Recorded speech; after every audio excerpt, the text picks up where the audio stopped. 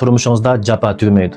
Nima uchun japa, mushaqqat, herib charchash sizni qayta izlab kelaverdi. Bugun biz mashhur psixologiya otasi Sigmund Freud va Carl Jung bilan emas, balkim uchchon psixologiya otasining biri deb ta'riflanayotgan, insonlar intayin keyin qadrini qilgan Alfred Adlerning nazariyasi bilan birlikda tunishib chiqaylik. Bizning turmushimizdagi barliq azoblarning manbasi Sigmund Freudning nazariyasi bo'yicha bizning o'tmishimiz va bolalig'imizdagi qalb jarohatimizdan shakllangan bo'lgan. Bu Sigmund Freudningki sabab nazariyasi. Shundaqla bizning diyorimizdagi mutlaq ko'p qism psixika maslahatchilarininki nazariya asosi. Lekin Alfred Adler Sigmund Freudningki sabab nazariyasini e'tirof qilmagan. Alfred Adlerning deyishicha, bizning butun azoblarimiz o'tmish bilan hech qanday munosabati yo'q bo'lib, dal bizning hozirgi maqsadimiz bilan munosabatlik.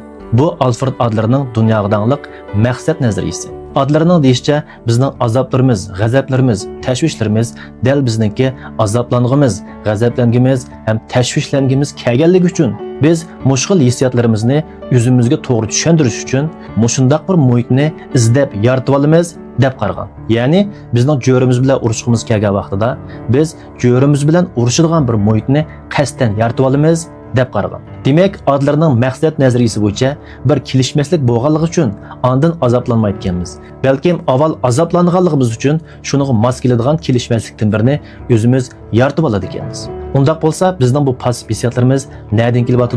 Buni biz qanday hal qilamiz? Adlerning bu masalani hal qiladigan bir danglik nazariyasi bor bo'lib, bu dal K-tifilli, ya'ni tema ayirish nazariyasi. Adlerning deyishicha, bizning hayotimizdagi butun azob-uqubatlarimiz dal bizning kishilik munosabatimizdan keladi ekan.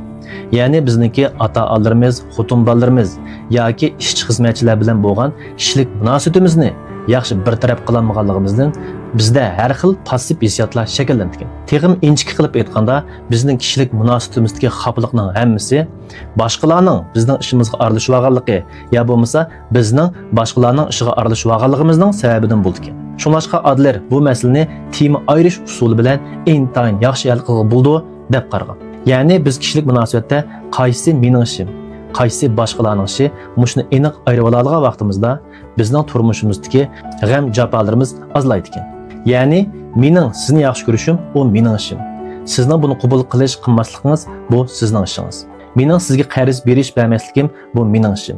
Sizningki buni qabul qilish qilmasligingiz, meni nachar, oq yoki qora deb o'ylab qolishingiz bu sizning ishingiz. Mening boshqalarga yordam qilishim bu mening ishim. Sizning qandaq inkos qaytarishingiz bu sizning ishingiz. Sizning bolangizga dars takror qilib berishingiz u sizning ishingiz. Bolangizning darsini o'rganmasligi u bolangizning ishi. Eringizning pul tepish topmasligi bu eringizning ishi. Sizningki ajrashishni yoki mushning shukr qilib uy tutishni tanlash bu sizning ishingiz. Alfred Adlerning deyishicha, biz turmushimizdagi o'zimizning va boshqalarning ishini pokiz ayirib oladigan vaqtimizda turmushimizdagi barliq g'am andishlar pokiz tugaydi ekan. Hayotning bizga bergan energiyasi faqat va faqat biz o'zimizni o'zgartirishga aran yetishi mumkin. Shunlashqa sizning boshqalarni o'zgartirma deyishingiz boshqalarga ham o'zingizga tutmas tugmas azob-uqubat elib kelishi mumkin. Ota-onalarimizning, xotin-bolalarimizning, qarindoshlarimizning taqdirini hurmatlab, ularning ustiga qo'yib olgan energiyamizni qaytarib kelish biz o'zimizga bo'lgan eng cho'ng sovg'at bo'lishi mumkin. Hamda bizning azob-uqubatdan qutuladigan birdan-bir yo'limiz bo'lishi mumkin. Qiziqarligi biz butun energiyamizni boshqalardan o'zimizga qaytarib kelgan vaqtlarimizda bizning butun orzularimiz birdan amalga oshib kelishi mumkin.